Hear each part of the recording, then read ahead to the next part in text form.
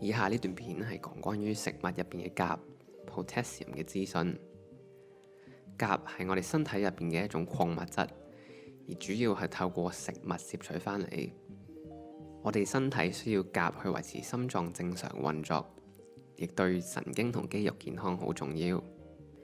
腎臟會幫助我哋保持血液中嘅鉀水平。安全嘅鉀水平係介乎於3.5至5.5之間，但如果你係接受緊血液透析嘅治療嘅話，建議目標係至少過6。咁我哋要點樣先至可以保持安全嘅鉀水平呢？首先係要減少便秘嘅情況，控制血糖水平，同埋如果有醫生開 bicarbonate 呢隻藥嘅話，記住按指示食。太多嘅鉀亦會導致心律不正、肌肉冇力或者覺得好攰。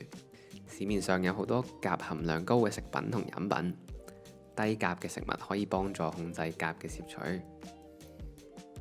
好多加工食物可能含有大量鉀嘅添加劑，好似你而家見到嘅呢張表，所以要睇清楚食物標籤。有好多即食嘅食物都含有大量嘅鉀，例如即食餐、加工食品等等。咁我哋可以做啲咩呢？第一，盡量食新鮮嘅食物。第二，可以用烹調嘅方法去減低鉀含量，例如將薯仔、芋頭等含澱粉嘅根莖類蔬菜去皮之後，用水煮10分鐘，然後倒走啲水，因為鉀已經留咗喺水入邊。乾豆類亦都可以預先浸水，倒走水之後再煮或者用壓力煲煮，咁就可以去除最多嘅鉀。罐裝嘅豆類亦都記得要隔水同埋沖洗乾淨先至食。第三，嘗試用其他食物去代替含鉀量高嘅食品。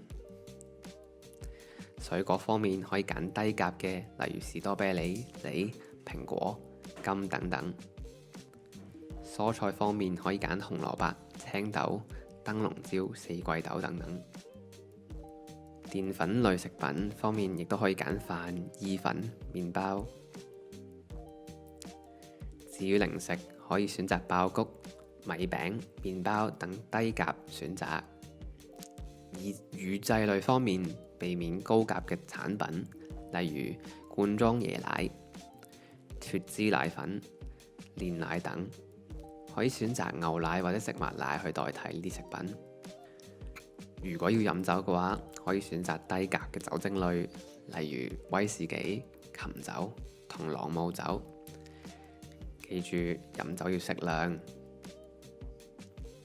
總結一下，記住要煮新鮮嘅食物，少食加工食品，仔細睇食物標籤。根莖類蔬菜需要預先煲水，考慮埋啱嘅食品去代替。如果你想要更多嘅資訊，可以點擊下方嘅連結。多謝收睇。